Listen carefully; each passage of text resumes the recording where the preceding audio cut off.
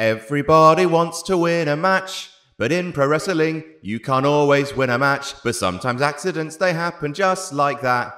And then the wrong wrestler can win a match. A square with... Okay, enough of that. God, isn't live entertainment fun? Just about anything that can go wrong will go wrong. And in pro wrestling, sometimes that includes the wrong person winning an entire match. Whoopsie. See, professional wrestling referees, in order to avoid bum-clenchingly awful moments like, say, Earl Hebner stopping his own count at No Way Out 2001 because he forgot it was the finish. Oh no, it's so awful. Referees are instructed to call the match like it's a shoot, meaning if a wrestler forgets to kick out or something else goes wrong, tough turds, cowboy, you done just lost yourself a wrestling match. And honestly, somehow it's happened more often than you'd think. Here are 10 wrestlers who accidentally won wrestling matches. Number 10, Emma. The main event of a pre-show isn't the worst place in the world to screw up, unless it's the pre-show to the first time your promotion has played in an arena and also that pre-show is being filmed to air the week after the biggest show your promotion's ever done. Then it's a bit of a whoopsie. In a fatal four-way match that saw Becky Lynch versus Charlotte Flair versus Dana Brooke versus Emma, I think it's fairly safe to say that, you know, considering Emma wasn't about to appear at her first ever SummerSlam, she might not have been supposed to win. But that's exactly what happened. The master of the weird kung fu crab dance hit the Emma-mite sandwich on Becky Lynch in the corner, pulled her in for a cover. 1, 2, 3. Becky just straight forgot to kick out, leading to a confused Emma going, yay? Commentary saying, wow, Emma's new team with Dana Brooke must be really paying off, huh? And a thunderous look from Charlotte, who was probably supposed to go over because she's Charlotte. Everyone scrambles to perform a quick closing double submission spot to put the faces over. Team PCB, they said to each other as they walked up the ramp tensely. Number 9, Matt Hardy. You know what move never wins a match? A side effect. Matt Hardy could hit that move off the Empire State Building onto a bed of spikes and his opponent would still kick out it too. Well, all except for one fateful night in August 2008 on an episode of ECW when Matt Hardy and ECW champion Mark Henry were teaming up to take on Miz and Morrison in a can the champion and challenger coexist sort of deal that WWE will not stop booking. Well, turns out, yes, they can. No issues at all. When Hardy hits a top rope side effect to Morrison, covered him, and Jomo kicked out a fraction after the referee's hand hit the mat for a 3. First of all, look at the fucking mohawk Miz was rocking during that match. Great googly moogly. Second, God bless Mark Henry's little face, just standing on the apron, flabbergasted that the match is already over, as the ref rushes to tell everyone a closing spot to make this 5-minute main event suddenly makes sense. Number 8, Dana Brooke. Bayley debuted on the main roster the night after SummerSlam 2016, so I'm going to take a giant stab in the dark that Dana Brooke wasn't supposed to beat her clean as a whistle in a random match on a random episode of Raw 2 months later. Whoopsie poopsie. Dana throws Bayley into the ring post, drags her back into the ring and goes to cover her. Apparently what happens next is that Dana should have held down circle to perform a dirty pin, with her feet all up in the ropes so the ref would break the count. However, she's too far away, can't reach the ropes, and instead the ref just counts the 3. Dana stays covering Bayley for a little bit, presumably to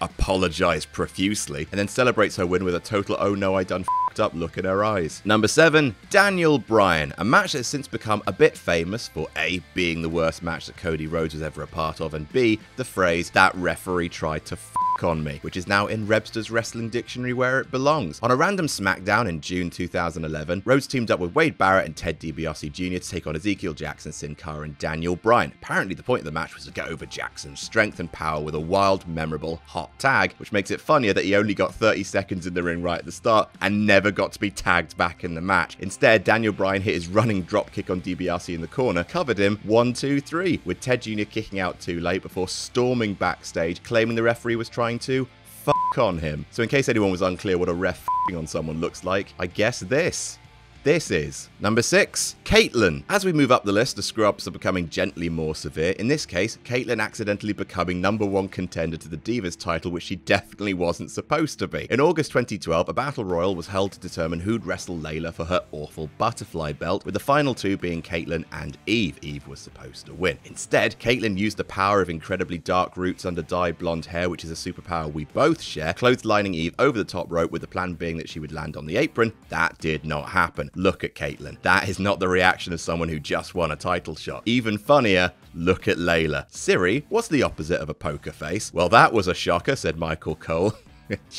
Sure was. Number 5, Too Cool. What's better than a Bulls Up on live TV? Why, a Bulls Up on pay-per-view, of course. Judgment Day 2000, that's the pay-per-view with Chopper Mark returning during the Iron Man and immediately screwing over The Rock with a DQ loss. Great memories. But the opening match didn't end much better with Too Cool, Rikishi, Scotty 2 Hotty and Grandmaster Sexay taking on Team ECK, Edge, Christian, Kurt Angle. The ending of the match sees Edge cover Rikishi before Mr. Sexay hits him with the hip-hop drop. Rikishi rolls into the pin, which Kurt Angle was supposed to break up, but evidently he was still discombobulated from having Rikishi's entire asshole rubbed into his face earlier, as he arrives just a fraction too late, and the 3 is counted. The crowd are happy, but no music plays for a noticeably long time. JR says, we got winners. Scotty climbs into the ring looking utterly perplexed, and despite winning the whole match and getting the pin, Rikishi looks royally pissed about it. Still nothing a quick dance can't fix. Number 4, Billy Kidman. Oh man, this is funny, but it's also sad, but it's also really funny. So it sold out 2000, the first pay-per-view of easily the worst year in WCW's wacky existence. Billy Kidman was scheduled to wrestle not once, not twice, but thrice. His first match of the night, and indeed the first match on the card, was Kidman versus Dean Malenko in a catch-as-catch-can style match, the rules of which were you must win by pinfall or submission, and if you leave the ring and your feet touch the floor, you're disqualified. Well, either no one told Malenko that last part, or he forgot, because 2 minutes into the match, he rolls out of the ring. The announcers immediately say, well, I mean, the match is over then. The ref tells Dean to get back in the ring so the match can continue, but when he does, then the bell rings, and the ref says, oh, I guess Dean's disqualified then. Sorry, Dean. And then Dean gets really angry about it. Weird, confusing nonsense. And considering WCW in 2000, there's like a 35% chance that was the actual booking. You know what makes it really sad though? That was Dean Malenko's last match in WCW.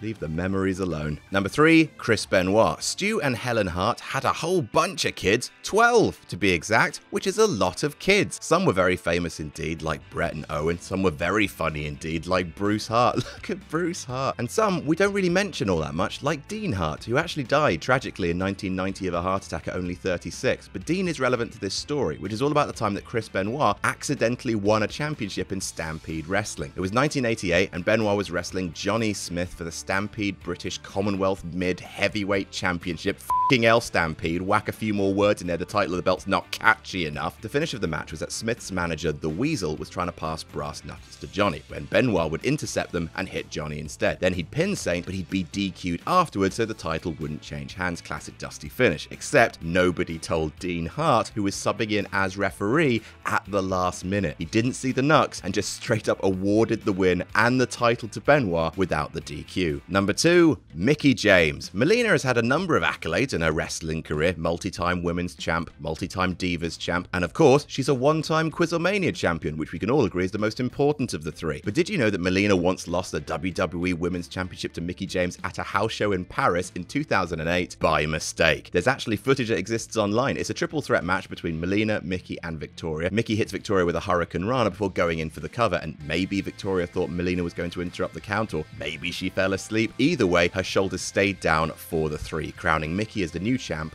Whoops. Thankfully, Jonathan Coachman was there, which is a sentence I never thought I'd say, who immediately created a one-on-one rematch between Melina and Mickie, with Melina winning the title back. And number 1, Hardcore Holly. And by far the most famous example. Not only did the wrong man win a match, not only did a title change hands when it shouldn't have, but it happened at fucking WrestleMania, the biggest show of the year. What was it with people accidentally winning matches in 2000? This is the 3rd match on the list for that cursed year. So, at Mania 2000, a bad Mania, WWE held the Hardcore Battle Royal, which wasn't a Battle Royal. It was a championship scramble, but never mind. The match would last exactly 15 minutes. Whomever's champ when the time runs out keeps the belt, and they monumentally boned the finish. Crash was in the Taz mission when Hardcore Holly brained him with a sweetie jar and went for the cover. Now, what was supposed to happen was that the ref would count 1, 2, the time would expire, and Crash would stay champion. What actually happened was Tim White started counting too early, meaning that over a second was left on the timer when he stopped himself counting the 3. Confusion ruled. JR said Crash kicked out when he definitely didn't. Crash went and grabbed the belt in order to leave with it, but then Fink announced that